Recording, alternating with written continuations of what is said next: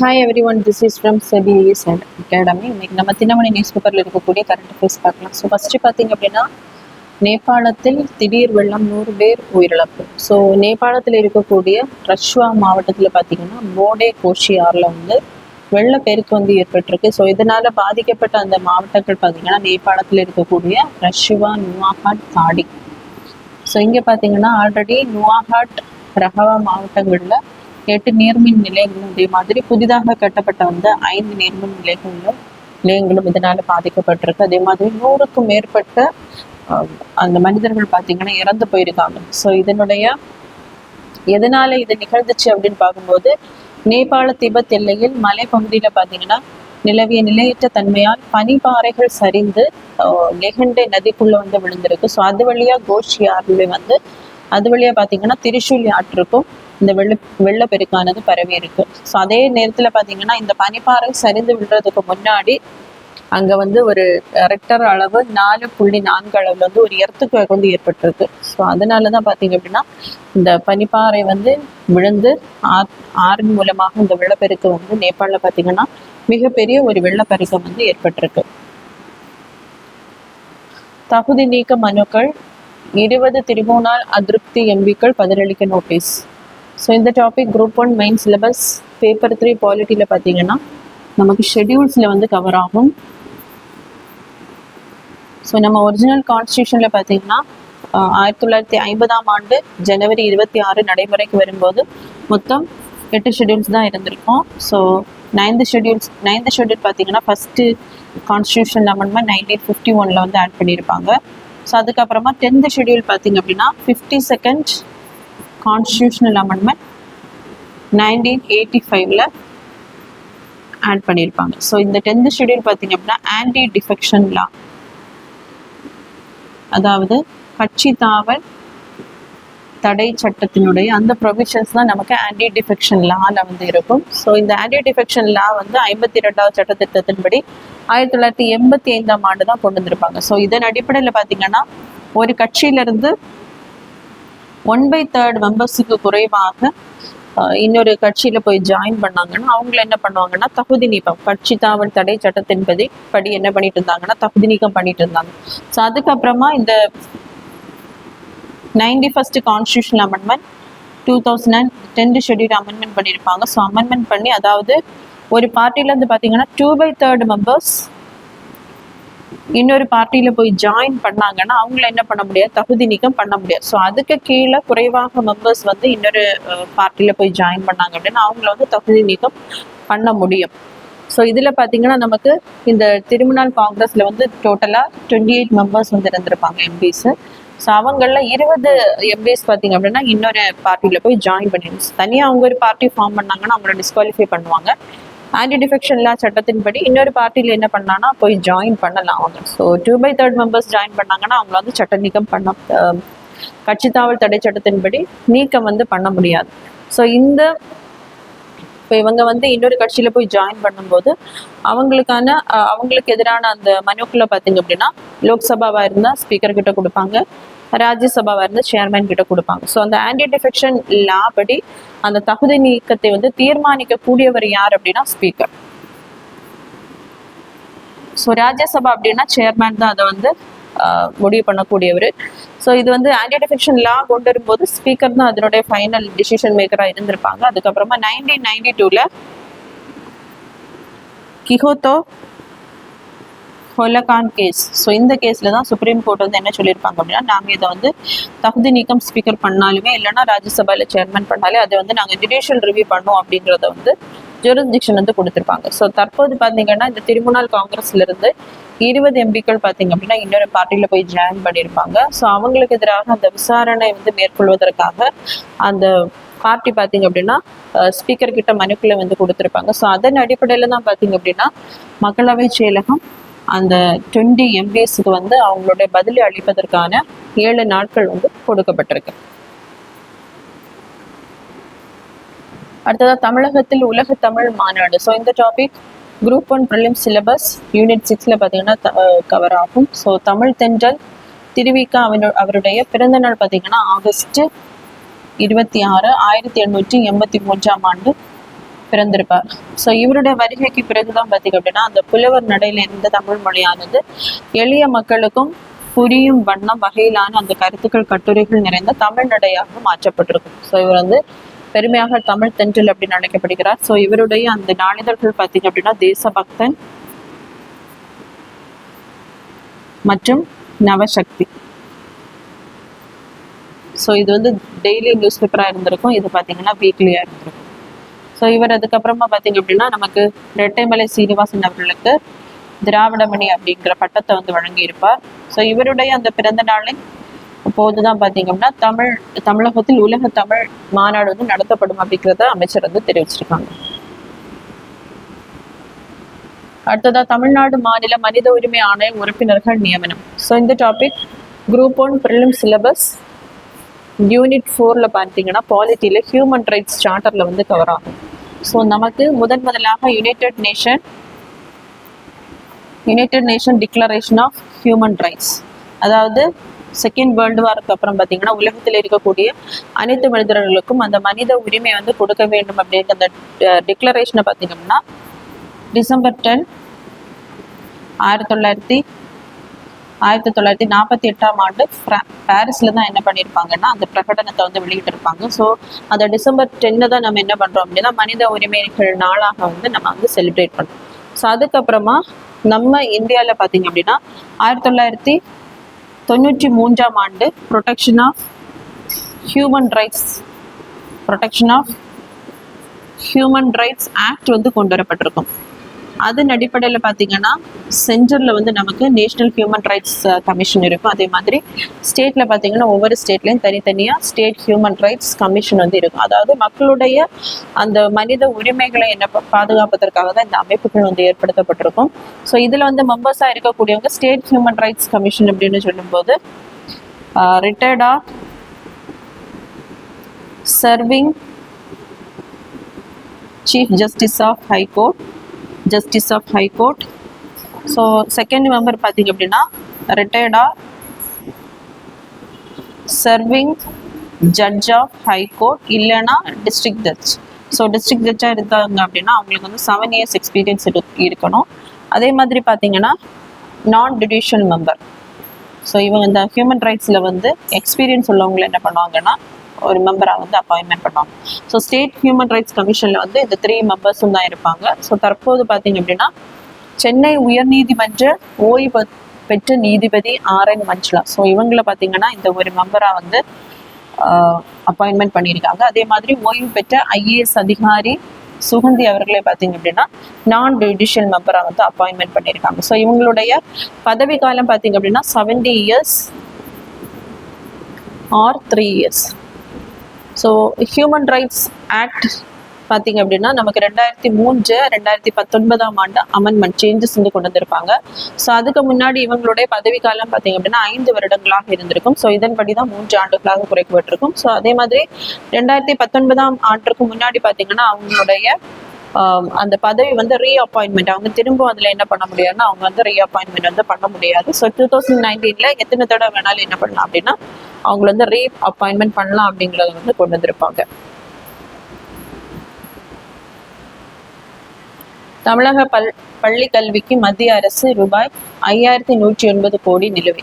So ஒருங்கிணைத்த பள்ளி கல்வி திட்டத்தின் சமக்ரா சிக்ஷா. ஸோ இது வந்து group 1 prelim syllabus unit 5 development அட்மினிஸ்ட்ரேஷனில் பார்த்தீங்க அப்படின்னா சென்ட்ரல் கவர்மெண்ட் இனிஷியேட்டிவ்ஸில் நமக்கு எஜுகேஷனில் கவர் ஆகும். ஸோ நமக்கு சர்வ சிக்ஷா அபியான். ஸோ சர்வ சிக்ஷா அபியான் 2001ஆம் ஆண்டு இந்த ஸ்கீமை சென்ட்ரல் கவர்மெண்ட் வந்து கொண்டு வந்திருப்பாங்க. அதாவது 6 to 14 வரை உள்ள அந்த வயதுள்ள குழந்தைகளுக்கு என்ன செய்யணும், கட்டாய யூனிவர்சல் ஹெல்த் எஜுகேஷனை வந்து கொடுக்க வேண்டும் அப்படிங்கிறதுக்காக இந்த ஸ்கீம் வந்து கொண்டு வந்திருப்பாங்க. அதுக்கப்புறமா ராஷ்ட்ரிய மத்தியமிக்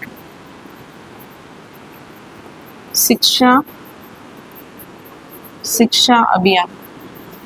ஸோ இதை வந்து 2009ல் கொண்டு வந்து 9 to 10 வரை படிக்க உள்ள அந்த பிள்ளைகளுக்கு பார்த்தீங்கன்னா யூனிவர்சல் ஸ்கூல் எஜுகேஷனை வந்து என்ன செய்யணும், அவங்களுக்கு கிடைக்கக்கூடிய வகையில் வந்து அமைக்க வேண்டும். ஸோ இந்த 2 ஸ்கீமே பார்த்தீங்க அப்படின்னா நமக்கு 2018ல் சமக்ரா சிக்ஷா சிக்ஷான் கீழே இதை வந்து ஒருங்கிணைச்சிருப்பாங்க, ஒரே ஸ்கீமா கொண்டு வந்திருப்பாங்க. இந்த சர்வ சிக்ஷா அபியான், அதே மாதிரி ராஷ்டிரிய மத்தியமிக் சிக்ஷா அபியான், அதே மாதிரி டீச்சர் எஜுகேஷனையும் இந்த சமக்ரா சிக்ஷான் கீழே வந்து கொண்டு வந்திருப்பாங்க. ஸோ இதன் மூலம் சென்ட்ரல் கவர்மெண்ட் பார்த்தீங்க அப்படின்னா ஸ்கூல்ஸ்ல இந்த பிள்ளைங்களுக்கு எஜுகேஷனை கொடுப்பதற்காக, பில்டிங் கட்டுறதுக்காக, இன்ஃப்ராஸ்ட்ரக்சரை வந்து டெவலப் பண்ணுறதுக்காக அவங்க வந்து ஃபண்டை வந்து இங்கே வந்து ப்ரொவைட் பண்ணுவாங்க. ஸோ இதனுடைய ரேஷியோ பார்த்தீங்க அப்படின்னா 60:40. 60 வந்து சென்ட்ரல் கவர்மெண்ட்டும் 40 வந்து ஸ்டேட் கவர்மெண்ட்டை ஷேர் பண்ணுவாங்க. ஸோ அதன் அடிப்படையில் தான் பார்த்தீங்க அப்படின்னா அந்த சமுத்திரா சிக்ஷான் திட்டத்தின் கீழ் இன்னும் பார்த்தீங்க அப்படின்னா மத்திய அரசு வந்து 5180 கோடி வந்து நிலுவையில் இருக்கு, இன்னும் கொடுக்கல அப்படிங்கிறத வந்து கொடுக்கப்பட்டுள்ளது. சுரங்கங்கள் கனிமங்கள் சட்ட திருத்தம், உச்ச நீதிமன்றத்தை அணுக காங்கிரஸ் ஆளும் மாநிலங்கள் முடிவு. ஸோ இந்த topic group 1 main syllabus paper 3 பாலிட்டியில சென்டர் ஸ்டேட் ரிலேஷன் பார்த்தீங்கன்னா நமக்கு வந்து கவர் ஆகும்.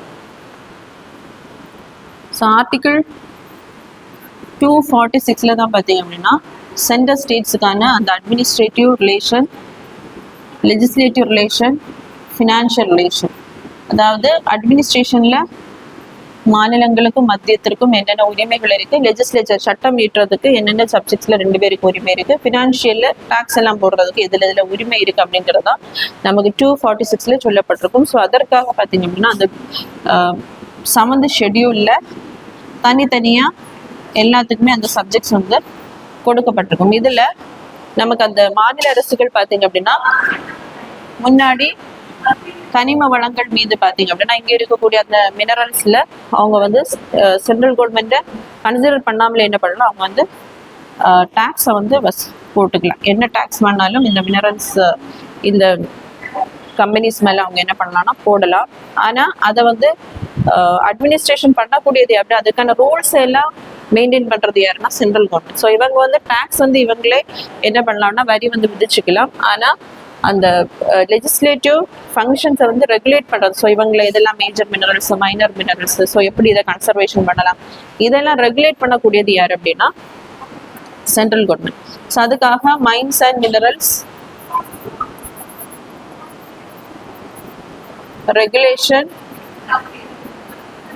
ரெகுலேஷன் அண்ட் டெவலப்மெண்ட் ஆக்ட் 1957 வந்து கொண்டு வந்திருப்பாங்க.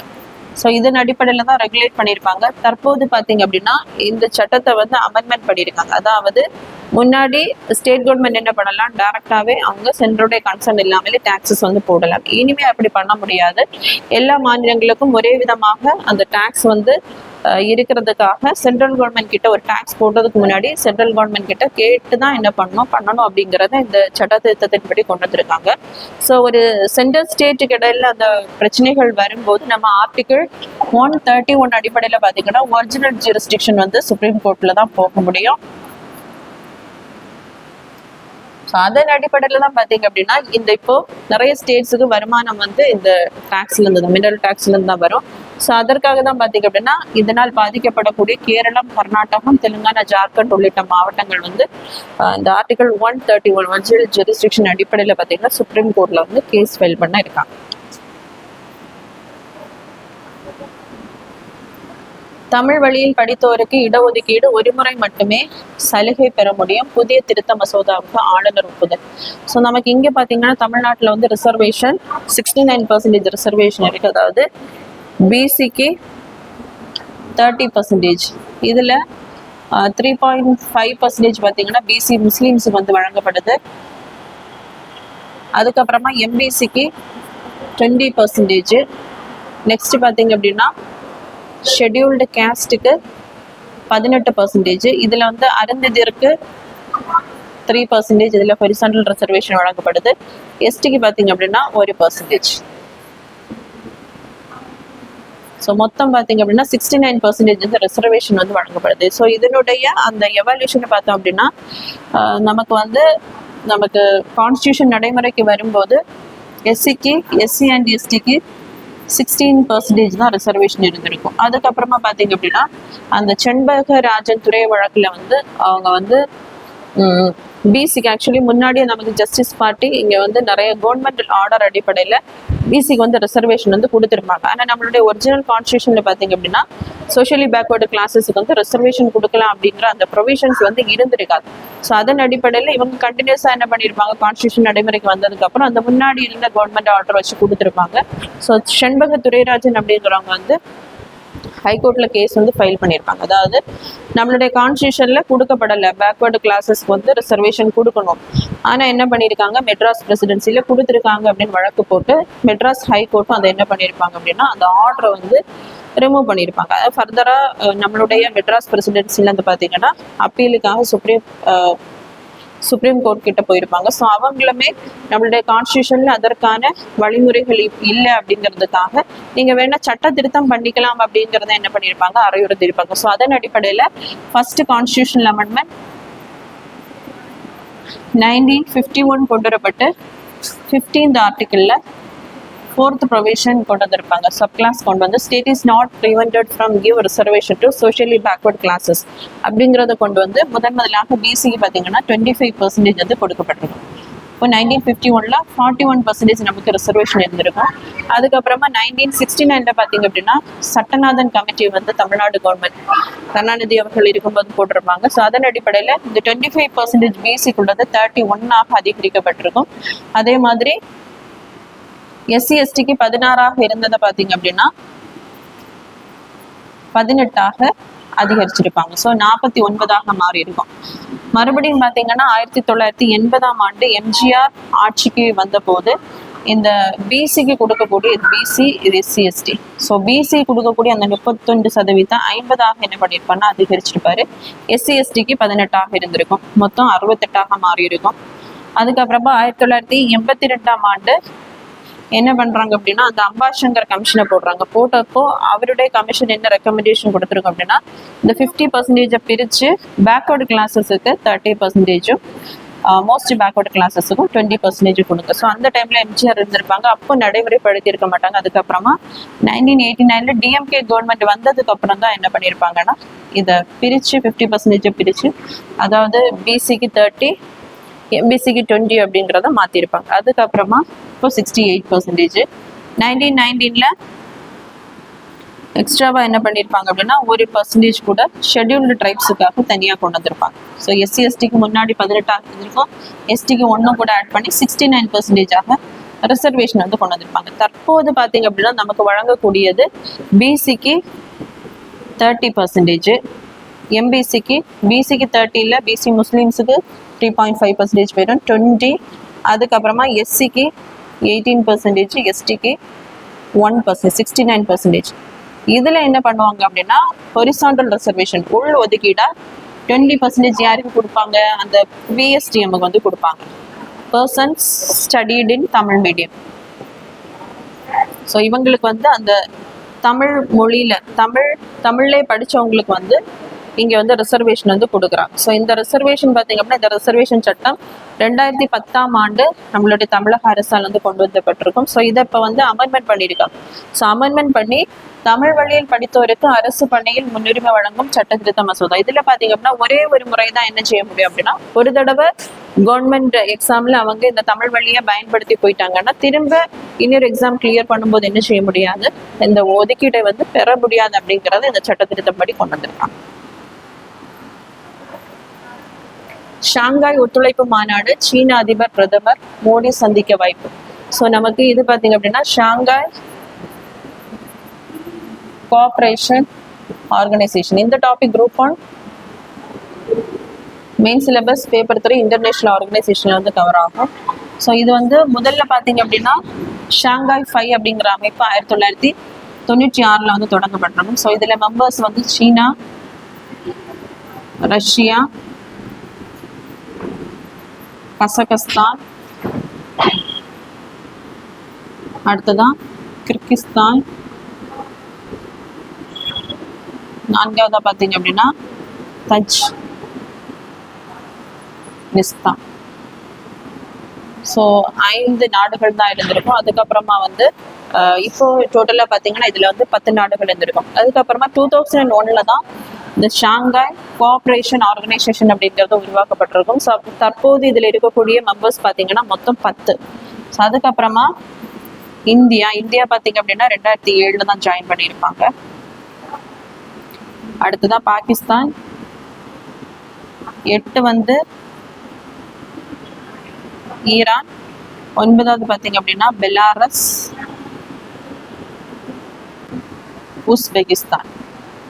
ஸோ இந்த நாடுகள் இணைந்த ஒரு ஆர்கனைசேஷன் தான் பார்த்தீங்க அப்படின்னா இந்த ஷாங்காய் கோஆப்ரேஷன் ஆர்கனைசேஷன். ஸோ இவங்க பார்த்தீங்க அப்படின்னா இந்த நாடுகள் வந்து அந்த நாடுகளில் டெரரிசம், அதே மாதிரி செக்யூரிட்டி, இந்த மாதிரி இன்டர்நேஷனல் அந்த பார்டர் டிஸ்பியூட் இருக்கும், இதை வந்து தீர்ப்பதற்காக பார்த்தீங்க அப்படின்னா இந்த அமைப்பு வந்து தொடங்கப்பட்டிருக்கும். ஸோ தற்போது இந்த வருடத்தினுடைய அந்த மீட்டிங் பார்த்தீங்க அப்படின்னா எங்கே நடைபெற இருக்கு அப்படின்னா கிர்கிஸ்தான்ல தான் நடைபெறுது. ஸோ என்னைக்கு அப்படின்னு பார்க்கும்போது ஆகஸ்ட் 30 இருந்து செப்டம்பர் 1 வரைக்கும். ஸோ இதுக்கு முன்னாடி எங்கே நடைபெற்றிருக்கும் அப்படின்னா 2024 சீனாவில் வந்து நடைபெற்றிருக்கும்.